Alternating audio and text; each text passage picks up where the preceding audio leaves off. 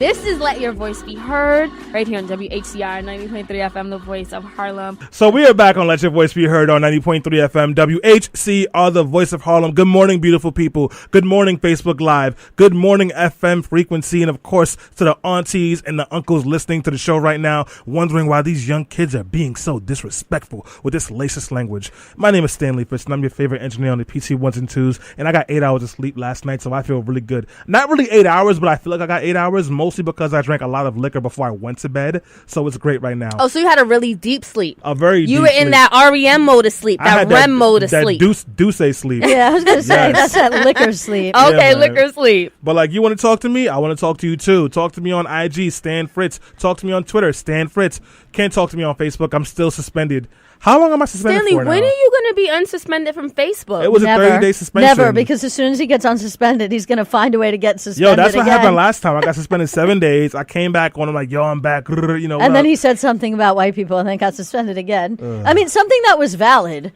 But apparently Facebook says you're not allowed to do that. The whites are trash, you know? It's not my fault. Not like Ilyssa or like white people individually, but the system of white supremacy and also a lot of white people as individuals too. But that's not the point, right? But at least you explained. Thank you for the clarification. And welcome, everyone, to Let Your Voice Be Heard right here on WHCR 90.3 FM, the voice of Harlem. My name is Selena Hill. Forgive me if you hear the cough drop in my mouth. I came down with a little cold, but you know what? I had to press on. What happened? Nothing. So this is a show where we talk politics, pop culture, social issues, foreign policy, and we do that all from our diverse perspectives. Shout out to everyone who is watching us now via Instagram, everyone who is watching us via Facebook Live. We have a lot to talk about, and guys, you have to chime in. We're going to be talking about the egregious anti-abortion bills that have been passing around the country and what that means. But before I go any further, let me throw it to my co-host, Ilyssa Fuchs. Good morning, everybody. My name is Ilyssa Fuchs. I am your political and legal correspondent, of course. I'll be telling you all those legal important things that you need to know about some of those anti-abortion laws. But before we get there, you can, of course, find me on Facebook at facebook.com/Ilyssa Fuchs. That's ILYSSA. Fuchs if you're nasty. And you can, of course, follow me on Twitter at Ilyssa Fuchs or on Instagram, Ilyssa.Fuchs, spelled the same way throughout all of that. Again, that's ILYSSA Fuchs if you're nasty. Good morning. And good morning. You know what? Did I give out my Instagram name? I don't know, but why don't you tell us again? It's Miss Selena Hill, and Miss is spelled with an MS. All right, guys. So remember that. She don't got no man. What? That she's married to. Anyway, that's what you said. That's why it's an MS. No, I said because it's no one's business. Okay, it's nobody's business. She's not married, by the way. You're wondering. Neither am I. There's no big deal in that. Neither is Stanley. Yeah, and the only correspondent we have that is married is unfortunately not with us today. Because we miss she's with her whole husband. But, shout out to Jackie and her family. We send in them our love. Jackie's the only one that won and chose 2018. Seriously, Jackie got chose. But anyway. Yo, Selena, can we have a show one day where we just read the DMs that guys leave to you? Just so we can laugh at them. Is that a show where we talk about toxic masculinity? I don't get that many crazy I've gotten some crazy DMs, but not that crazy. Selena, you have told. Well, you know what? What? What? No, say it. You remember that time you were talking to somebody and then he just pulled up from 40? What? What? I can't even use. So pretty much, Selena. I didn't want to say it because I didn't know if you wanted the whole radio world to know. You were just having a regular conversation. He tried to kiss you. Oh yes, yes. There was no inclination that you wanted to be kissed. He was like, "Oh, what time is it?" And you was like, "It's." Well, put it like this. Didn't the president say you just grab her and This start is the Hennessy her? era. This is before Trump. Go ahead. No, Selena. Right. This was still when Obama was president. No, but you know what? The craziest interactions I've had happen in real life rather than on social media. So to your point, Stanley. Damn. But anyway, we have a great show lined up. Before we get into the conversation about the anti-abortion bills, we're also going to be talking a little bit more about Trump during the news roundup. I know Drake got some fake ab surgery. We should touch on that really quickly. Allegedly? No, you saw that, right? Drake went to Colombia and got fake abs. Yo, I should do that. He got cosmetic surgery. So maybe, Stanley, you may want to consider Because now you may want to consider that, Stanley. I'm not ashamed of that. Listen, my beard's real, my hairline's real, my stomach can be fake. You may want to consider the fact that in 10 years, that's not going to hold up, and it's going to be all marshmallow. So it's like a shape-up. You just get lined up again. Get the razor, go to the Dominican barber, get it handled. I'm doing it. Well, so Stanley's all for it. Anyway, so we have a lot to talk about. And, of course, guys, if you want to let your voice be heard, you can call us up at 212-650-6903. Again, that's 212-650-6903. 03. All right. We see where your mind is at today. Okay, Ilyssa. Or you can leave us a comment on Facebook Live. We are live on Facebook. It's facebook.com/letyourvoicebeheard.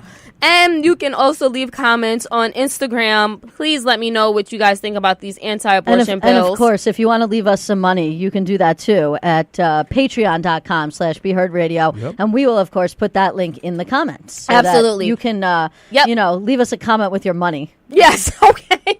On that note, we're going to take a quick break. When we come back, we have a lot to talk about, a lot to discuss. This is Let Your Voice Be Heard. After the status, after them impact statements, after the castle, hey, JR. Do you see how I act when I sleep? Yo, I'm washed now because when I don't get sleep, as opposed to when I do get sleep, I act way different. I have so much more energy.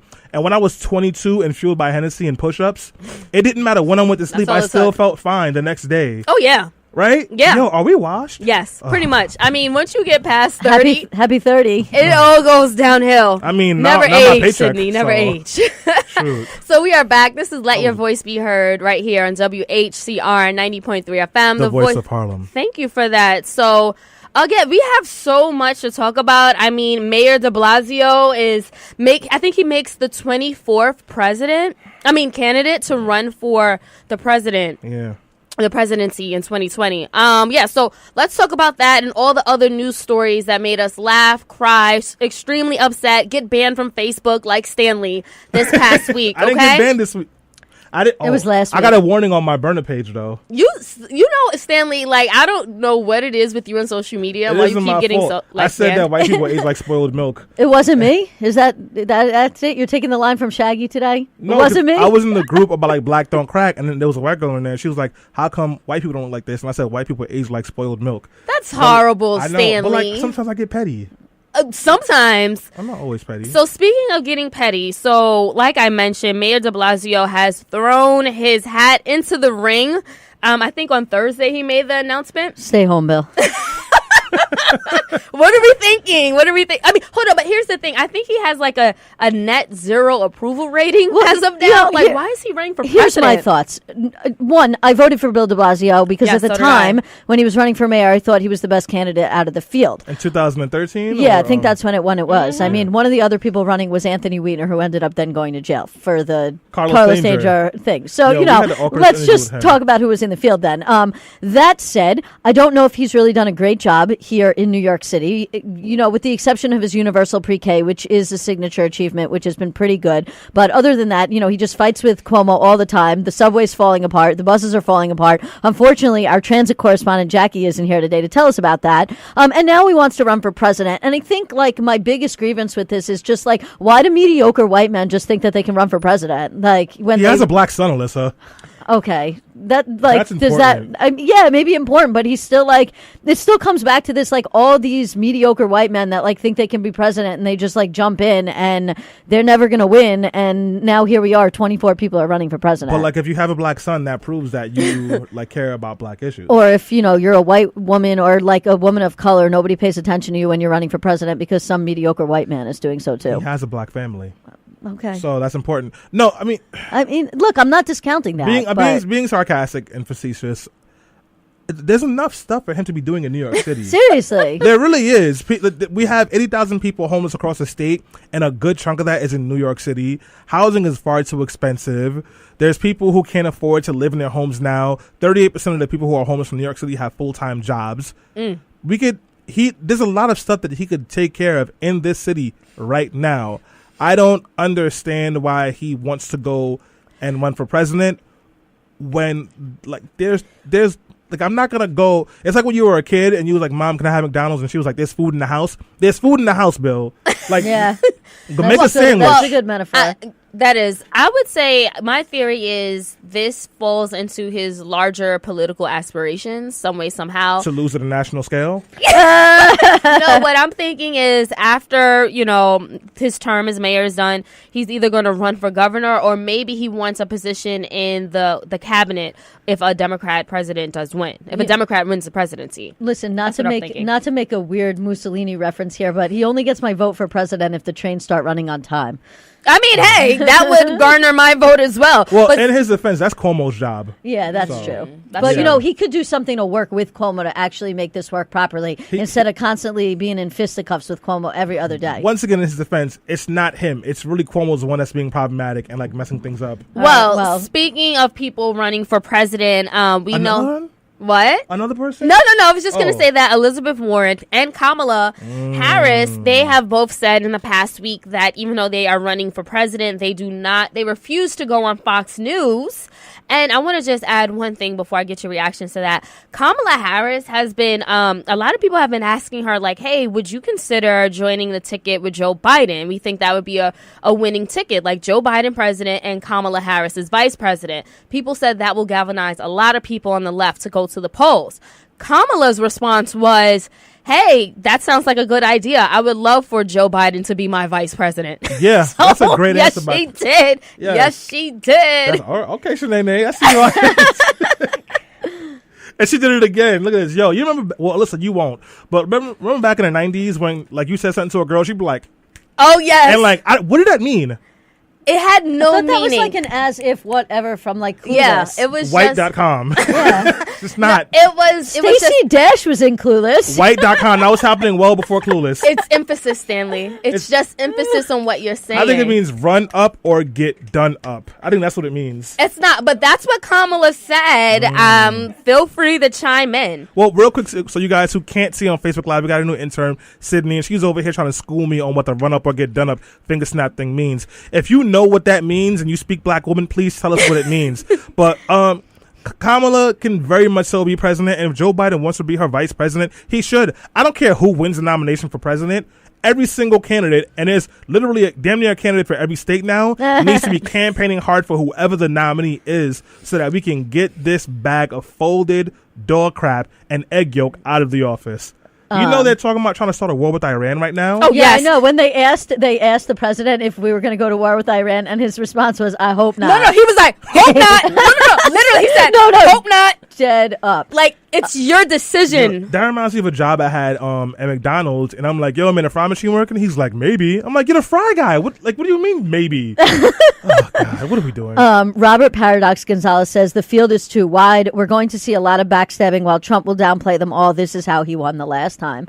I think that's a valid comment. And, we'll see how the field gets narrowed as time goes on. It is very early, but it is true that there's a lot of people running. And some people that are backing Bernie are saying that the reason why this is happening is that because of the change in the DNC rules, which says that the superdelegates are not allowed to vote on the second ballot, if there's so many people running, then there's a good chance that this is not going to be decided on the first ballot at the convention. And therefore, it will make it go to a second ballot where the superdelegates can then vote, and this is basically a whole plot by the DNC to steal the nomination from Bernie. But I don't know if that's really the case. I mean, look, I just think And look, I like Bernie. I'm probably going to vote for Liz Warren. At least that's the way I'm leaning right now. I do think there are really good Bernie people out there that are doing hard work, that care about policy, and that are going to eventually end up supporting whoever the candidate is. But I do think there's a lot of people still bitter about what happened in 2016 that are trying to make up these theories, which may or may not be crazy. I think they're a little crazy, to try and automatically claim that the election is being stolen from Bernie before anything's happened. And we should just take note that there are 45,000 Democratic candidates running for president, because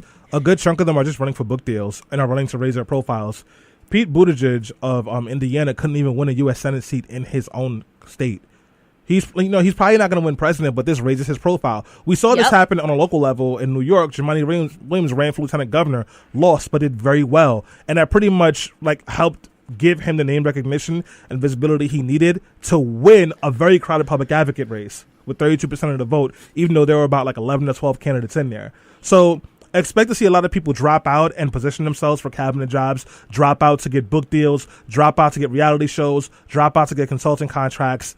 all these things. And also, when you're talking about electoral politics, especially in the modern age, one of the most attractive things in these pieces is the email list. So even if you're not a viable candidate, you can leverage that email list now to make money, to make relationships, to have power. So somebody like Pete Buttigieg, who has young white people frothing at the mouth because obviously he knows a struggle is because he's gay, they're going to be really pumped when he loses, and now he can go to Kamala or Bernie or Elizabeth Warren and be like, you want my list?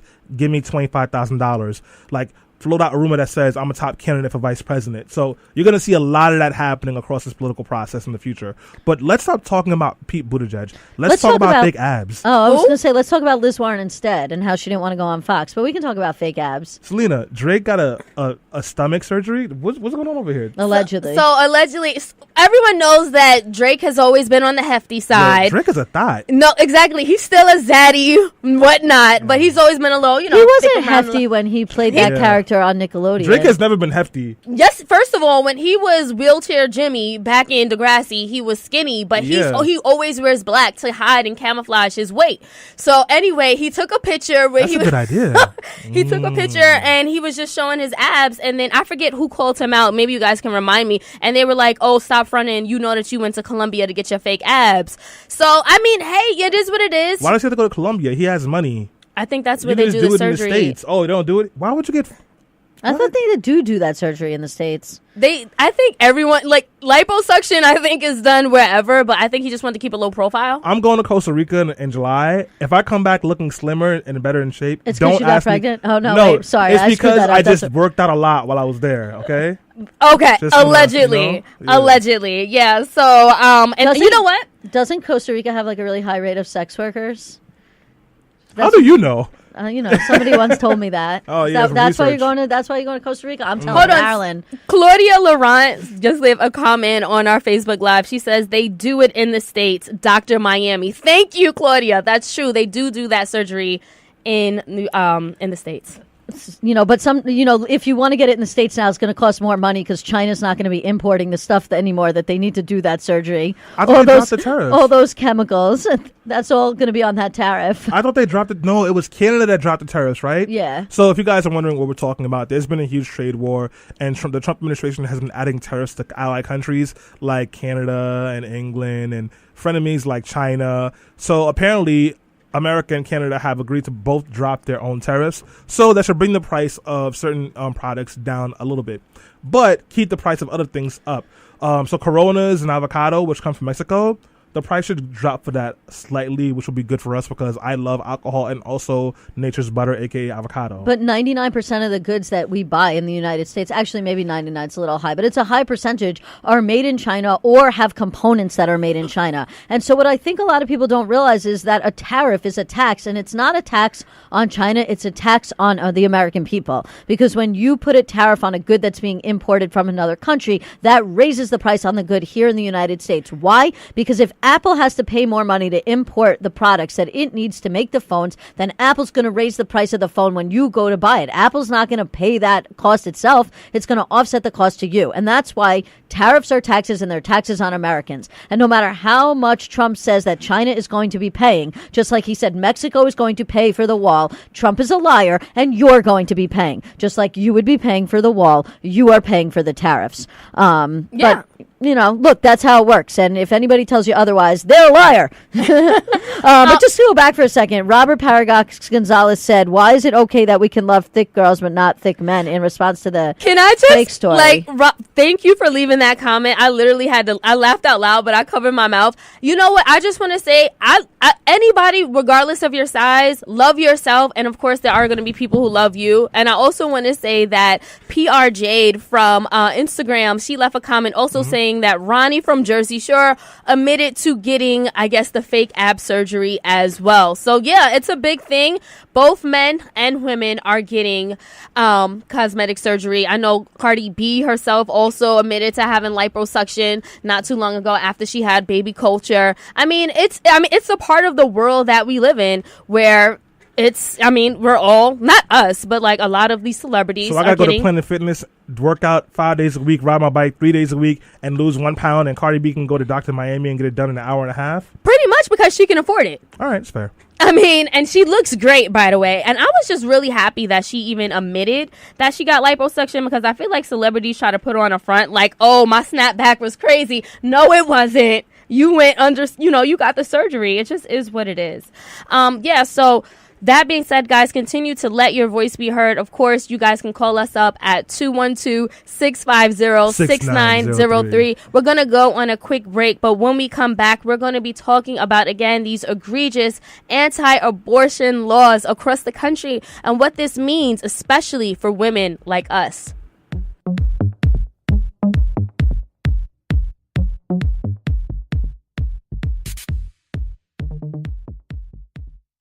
Hey, damn, you guys missed 3 minutes of litness, city girls, and Somali music. That's what we did.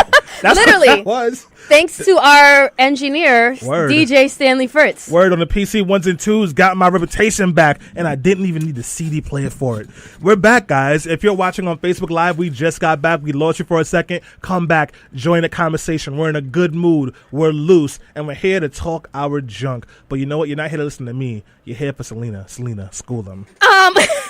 They're here for all of us, but thank you so much for that, Stanley. As we were saying, guys, we're going to be talking about these bills, and sorry for any of the technical difficulties. We're trying to reshare the show now.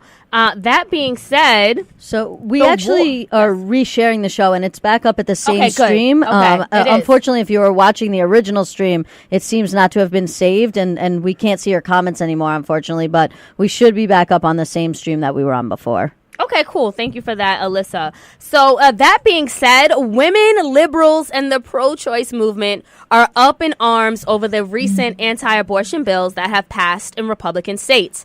Last week, Alabama signed the most aggressively anti-abortion law in recent American history, which only permits abortions if the mother's life is at risk or if the fetus cannot survive. That means you cannot get an abortion in Alabama if you were raped or a victim of incest. That's how egregious and extreme this bill is. Performing an abortion in Alabama would also be considered a felony, as the legislation defines a fetus as a legal person for, and I quote, homicide purposes. Alabama's governor even went as far to compare abortion to the Holocaust and genocide. I know, they're bugging out there in Alabama.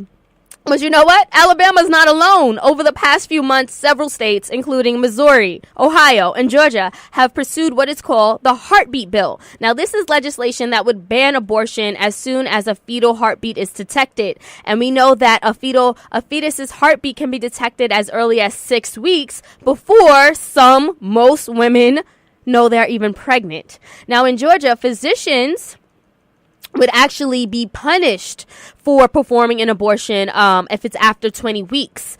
And the only way that a woman could get an abortion in Georgia after that time period is if she was raped or was a victim of incest, but she has to file a police report, which is a discussion on its own. Now, in Missouri, Governor Mike Parson, he is expected to sign a bill that would ban abortion after 8 weeks. However, doctors who perform abortions later than 8 weeks could face 5 to 15 years in prison. And I just, want to make a note that doctors would be punished even more severely than rapists in a lot of these cases.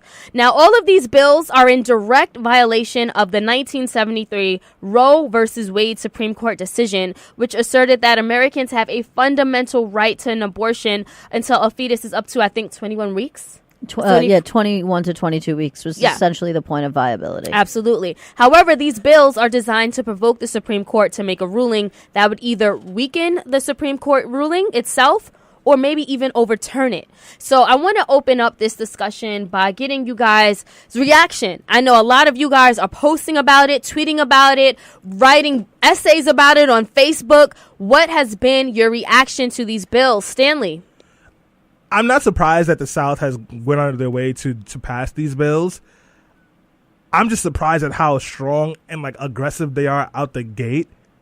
And I thought we had gotten to a point where maybe they were trying to repeal abortion, but they wouldn't just go this far. They're talking about not even making exceptions for rape or for incest. These are the same states that have tried to stop bills being passed that would like have stricter and harsher penalties for people who are involved in incest or incestual rape. So it's just kind of scary. And people always make the comment that we're heading towards The Handmaid's Tale, which is a show about a dystopian world where most women can't have children anymore. So the women who can still have children, they lock up and forced to have sex with men and impregnate so they can give their kids to other people.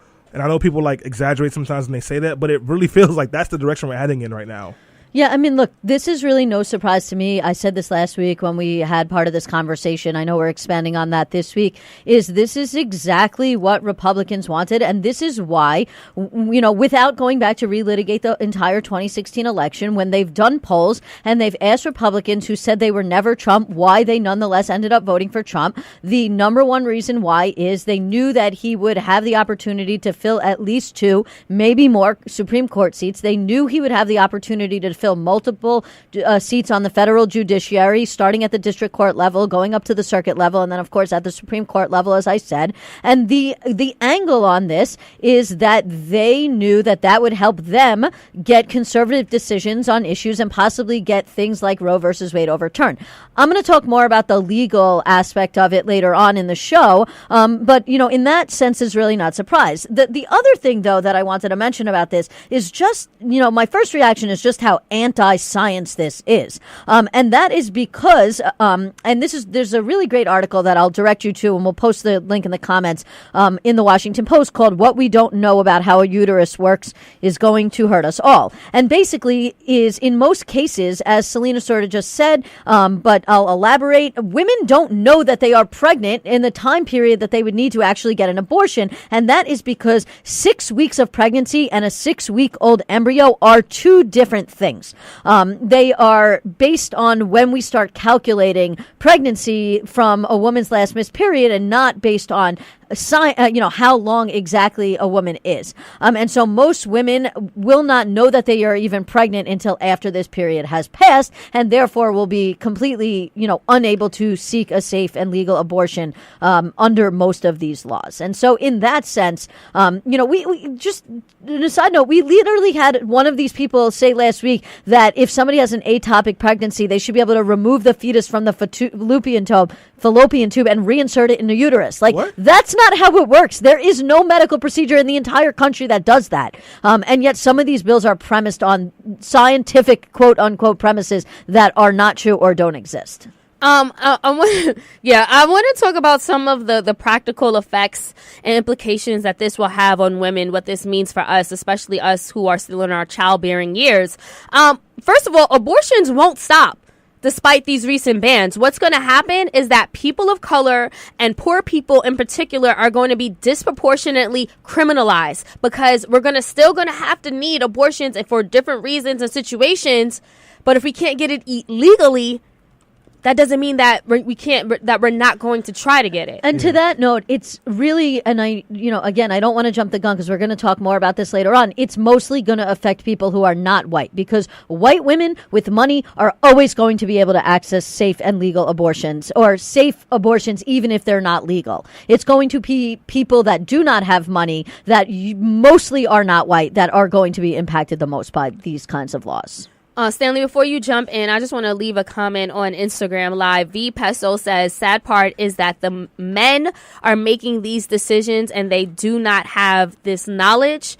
And then PRJ says they are doing it in a very dangerous way, which is true. If women can't get access to legal and safe abortions, a lot of us are going to have to revert back to what was called the hanger technique, where, you would do anything it took to get rid of to terminate that pregnancy. Stanley? Speaking of self-terminations, I think it's either Alabama or Georgia where they are going to be trying to penalize women who have miscarriages if they think that they can prove that they did it on purpose. And as we know that black women are 5 times more likely to have miscarriages, particularly in the later parts of their pregnancies, than white women. What does that sound like to you? That sounds like another way to criminalize black women and put black women in jails and prisons. And for those of you who don't know, the fastest group of people going to jails and prisons right now is not black men, it's black women. And it's because women who have gotten out of abusive situations by self-defense, sex workers, people who are addicted to drugs, And now it looks like the next thing might be abortions.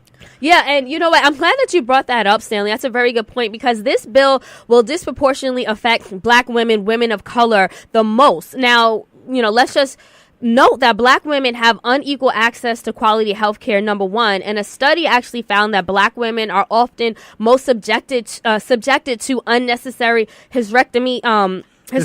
Yes, hysterectomies. They also have a higher rate of infant mortality, pregnancy complications. So basically, access to vital prenatal care is extremely important for black women. And if they're closing all of these Planned Parenthoods, or they're not supporting different facilities that give black women access to health care, then that's going to jeopardize black women and put them at risk. Ilyssa, what can we talk about how this bill in particular affects people of color, women of color? Yeah, I mean, so first thing, before I even get into that, is the fact that it's important to note that only 14% of Americans actually support these types of extreme laws, which means the majority of people in this country do not support these kinds of actions. But specifically, how these laws would affect women and affect black women specifically is that, one, obviously, it would make it very, very difficult to get an abortion in many, many places. Number two, it would almost make it criminal to get an abortion in most cases when you don't even know that you're pregnant, and by the time you do know that you're pregnant, it would be impossible to get an abortion, which means women would nonetheless continue to seek abortions. Like, remember, banning abortion doesn't make abortions go away. It just makes it more difficult and more dangerous, and that affects women of color the most. As I sort of just said earlier, is that white women are always, with money, are always going to find a way to be able to get a safe abortion, even if it is illegal. It is black women who are not going to be able to access a safe abortion if it becomes illegal. And more to that point is by defunding Planned Parenthood, on top of the fact that you're banning abortions in almost all cases, by taking away money from Planned Parenthood, even short of banning abortions, most of the women who are using Planned Parenthood are low-income women, and most of those are low-income women of color, which means even if they're just going to Planned Parenthood to see a GYN, they're not going to have access to that kind of health care. So Nettie Chambray just asked a very important question on Instagram Live. She said, can these women go to another state to have an abortion? And I guess would insurance cover that? So in Georgia, under the bill in Georgia, if you were to go to another state, that would be conspiracy to murder. And if you were to bring, let's say, a friend along with you, or like the baby's, or your partner, they would also be liable for as an accomplice. As an accomplice. So, and in Alabama, they've even banned it, so you can get abortion, the abortion medicine sent to you via mail, and they suggest that like you have a doctor, someone who can consult you just in case anything happens. And in Alabama, they're saying that you can't have a doctor consultation via phone or through text or through video chat or anything like that. Therefore, trying to neutralize their women's ability to even do that. Ilyssa, I know you perked up when I said that. Did you have something to add to it? No, I just actually wanted to read a comment that we got earlier from Cindy Gregg, who said, how in the world did it come to this? The assault on women is taking us back to the 1950s and will bring on illegal abortions all over the United States. I am appalled and saddened by these developments. It is so sad. Yeah, no, and it is so sad. And I know we have to take a quick break, but when we come back, we're going to ask the question, why are Republicans doing this? I mean, out of all the issues in the world, out of all the starving children right here in the United States, why are we trying to so-called save these embryos and these fetus? We're going to talk about that. This is Let Your Voice Be Heard. Louisiana. It tastes so damn good. Oh, we're back. Hey.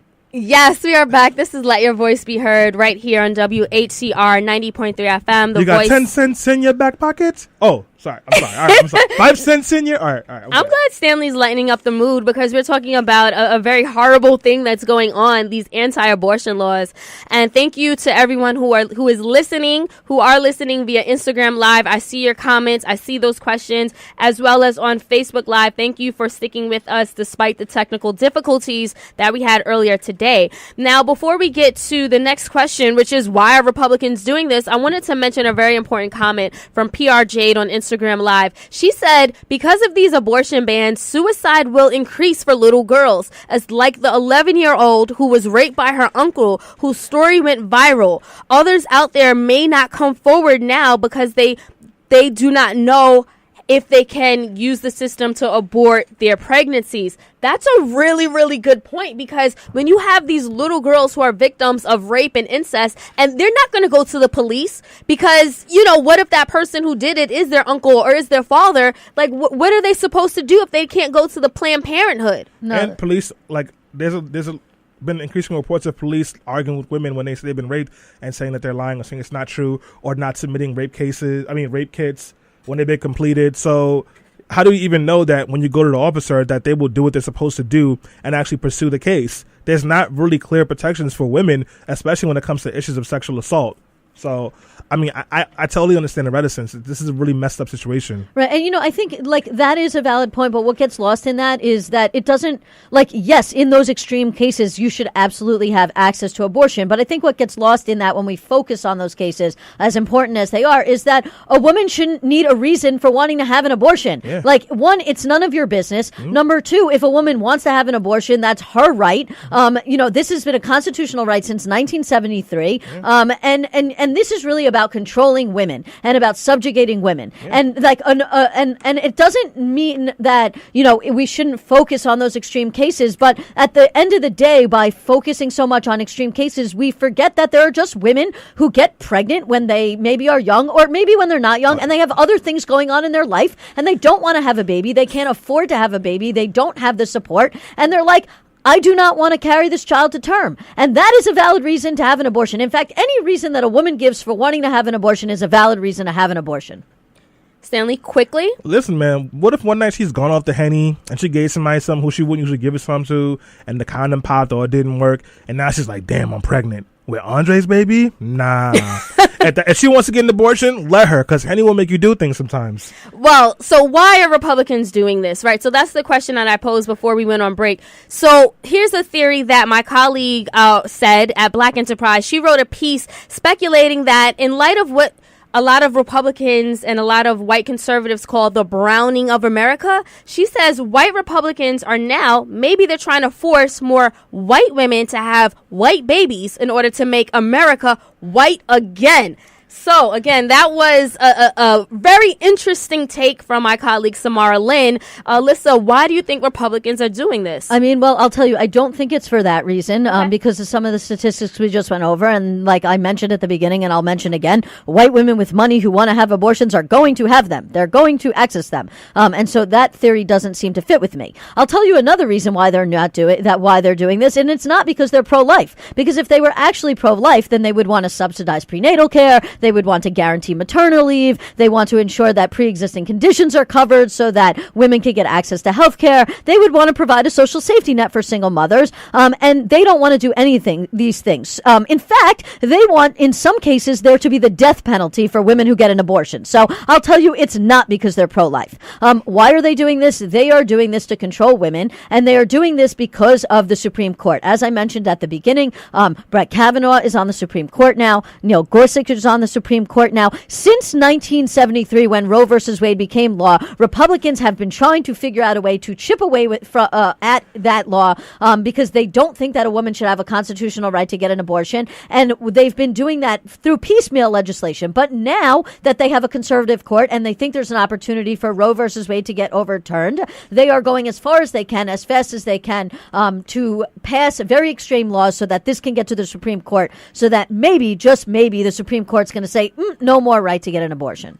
Stanley? I agree with your coworker. They are trying really? Yeah. White people aren't producing at the same level they are. By 2045, the U.S. is expected to be a country that is majority people of color. So rich white women can get abortions, but there's a lot of poor white women, and those poor white women can have a lot of kids. And then also, it's a lot easier to control women in the workforce when they are forced out of it because they had to take care of their kids. So that is actually an economy booster, an ability to put more white men into white spaces, into white jobs. And then also, the more chaos there is, the more people that are stuck in poverty, the easier it is to control people. I think this is all about power and control and white supremacy.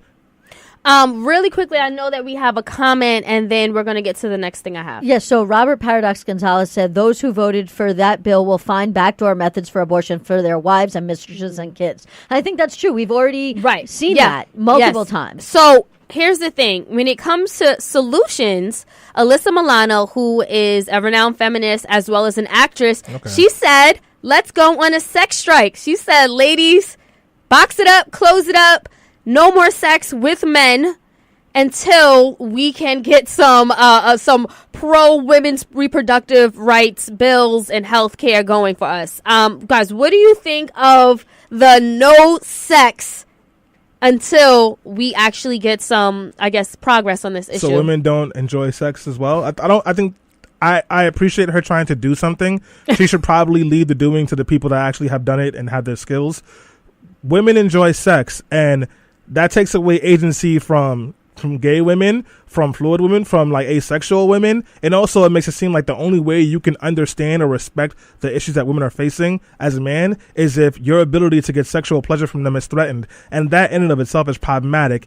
And like you think, I'm not going to personalize it from my relationship, but you think women just like have sex because they have to? They enjoy it too. No, that's true, but I think it also takes away a woman's agency to say that like she should have sex if she, just to go against the sex ban. Like, yeah, if a woman wants to have sex and there's supposedly a sex boycott going on, then she has the agency to have that sex. But if a woman doesn't want to have sex because she wants to be like, no, men are trash, and like until you start to get it, I'm not going to have sex with you, then maybe she shouldn't. Or, maybe she should just sleep with women, because apparently the problem here is men. Nobody's telling me. Oh, that's why you like this. Oh, okay. Nobody's telling me that I should go on a sex strike. Why? Because I don't sleep with men. Oh, so like all the women are going to be like, just looking at your direction. Well, not you anymore, because you're off the market. Yeah, I'm off the market. But so here's my caveat to the sex ban, which is, ladies, if you want to do the sex ban, but you still want to have sex with women. Women in lesbian relationships are 85%. They have orgasms 85% of the time, as opposed to 65% of the time with men. That's crazy.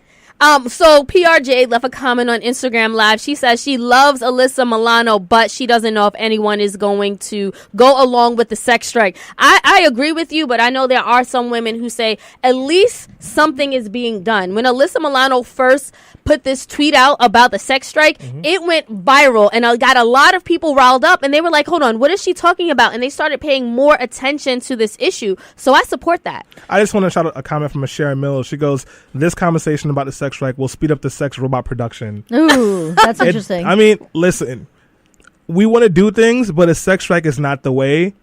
And there's just a lot of problematic things about this. You really got to think about the way that we view sex and we view getting sex from women. This does nothing but reinforce that. You really want to be careful. Sex is not a thing that men get from women.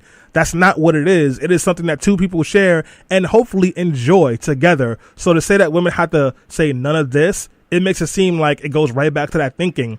And that also feeds into rape culture. So we can have a whole other segment about that as well. But I really want to just say this sex strike is deeply problematic. All right, so the sex strike ain't it. Okay, No. So we'll leave that off the table. Bust wide open for justice. Okay, I'll leave that right there as well. But so let's talk about the plausible solutions that we should be enacting, that should be done to protect women's reproductive rights. Alyssa? So, getting back to my favorite girl, Elizabeth Warren, she came up with a plan because apparently Elizabeth Warren has a plan about a lot of things and nobody listens to her because, I don't know, she's black. Oh, no, that's not it. It's mainly because she's a woman, right? Which feeds into this conversation as well. So she called for the repeal of the Hyde Amendment, and the Hyde Amendment is an amendment which prohibits publicly funded health care like Medicaid from covering abortion. She says that we should also codify Roe versus Wade into federal law. She specifically urged Congress to create a federal statutory right to abortion that blocks states from interfering with either a doctor's provision of abortion as health care, because after all, abortion is health care. And she further urged the passage of the Women's Health Protection Act, which has already been introduced in Congress, and the act would overturn state-level obstacles to abortion like this Alabama law. She's called for the repeal of the global gag rule, which blocks non-governmental organizations from receiving U.S. funding if they provide or even refer women to abortion cares. She closed by endorsing the Each Woman Act, which would prohibit private insurance companies from refusing to cover abortion services. So these are some real concrete things that Liz Warren has proposed, and they're definitely things that we should be supporting and should be urging our representatives to support as well. Stanley, really quickly, I cannot skip you. Tell us why, in your final comments, it's so important for men in particular to care about this issue. If you care about women, if you care about the freedom of all people, you should be fighting for this issue. And if you don't understand why women should have a right to reproductive rights, then you need to take a little history lesson about what happens when you take away power from people for no reason. Because it'll be them today, but it'll be you tomorrow. Thank you. Well said. And I just want to end this conversation by just re-emphasize four very important points that we talked about through the entire conversation. Number one, abortion bans do not stop women from having abortions. Number two, bans make it more dangerous and expensive for women to simply terminate their pregnancies. Number three, these bans are shutting down healthcare facilities that low-income women of color in particular need and depend on when it comes to vital healthcare. And number four, not only will these bans be devastating for all women, they will be a crisis and an epidemic for women of color. That's why we have to continue to not only pay attention, but go to the polls. The 2020 election is right around the corner, and it's up to us to not only vote in progressives who will support women's rights, but make sure we're calling our friends, our cousins, and whoever it is who may be living in these red states like Alabama and Georgia, and telling them, hey, it's more important. It's almost more important for you to go to the polls and to vote come election season to protect Roe versus Wade and protect all of our rights. That being said, I want to thank everyone who chimed in and listened in today on Let Your Voice Be Heard. We saw all your comments on Facebook as well as Instagram, and we want to say you can please continue to support us on patreon.com. That's patreon.com/BeHeardRadio. If you give a small donation and support us, then we will continue to support the issues and the causes that matter to you. On that note, happy Sunday, and we'll see you again.